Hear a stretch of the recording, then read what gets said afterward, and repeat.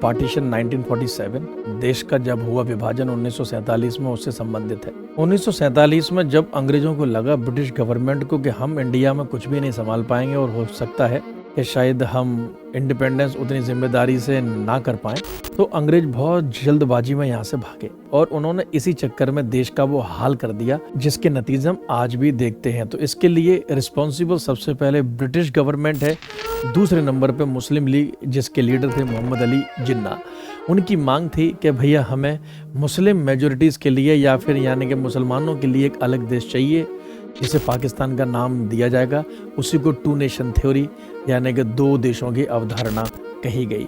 जिस समय सारा ये बंटवारा हो रहा था, एक्सेशन हो रहा था, सभी राज्य इंडिया में भी शामिल हो रहे थे, कुछ पाकिस्तान में शामिल हो रहे थे, उस समय कश्मीर के मुद्दे पर पाकिस्तान की ओर से हमला किया गया कि ताकि मतलब कहीं इंडिया कश्मीर को भी अपने अंडर में या एक्सेशन ना करा ले, बल्कि वहाँ के जो राजा हरि सिंह थे वो इंडिया में शामिल होना चाहते थे।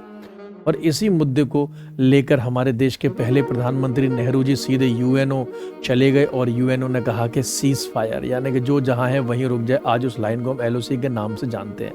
कहानी ये नहीं है, कहानी ये है कि जिस समय पाकिस्तान हमसे अलग हुआ, पाकिस्तान आज़ाद नहीं हुआ है, पाकिस्तान अलग हुआ है, उस समय पाकिस्तान के पास इतने भी पैसे नहीं थे कि वो ब्रिटिश एयरवेज का भी पेमेंट कर सकता था, सोचो अपने लोगों को खाना भी दे सकता था। बल्कि वहाँ के पहले प्रधानमंत्री लियाकत अली साहब का कहना ये था कि हमारे पास इतने पैसे भी नहीं है कि हम अपने रोज़मर्रा के खर्चे उठा सकें, हमें कटोरा लेकर ही भीख मांगनी पड़ेगी, तब जाके कुछ हो पाएगा।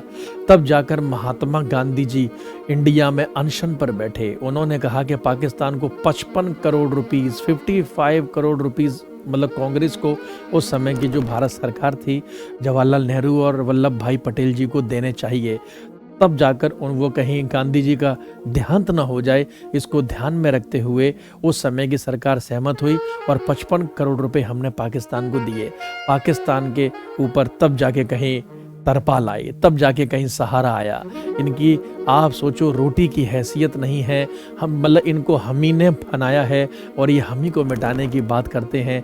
मैं तो एक टीचर हूँ, मेरा मानना यह है कि भाई दोनों देशों को अपने डेवलपमेंट के ऊपर फोकस करना चाहिए और कश्मीर भारत का अभिन्न अंग है, भारत में ही शामिल होना चाहिए, तभी उसका मतलब एक भूतपूर्व और आज के समय में पूरा विकास हो सकता है। जय हिंद, जय भारत।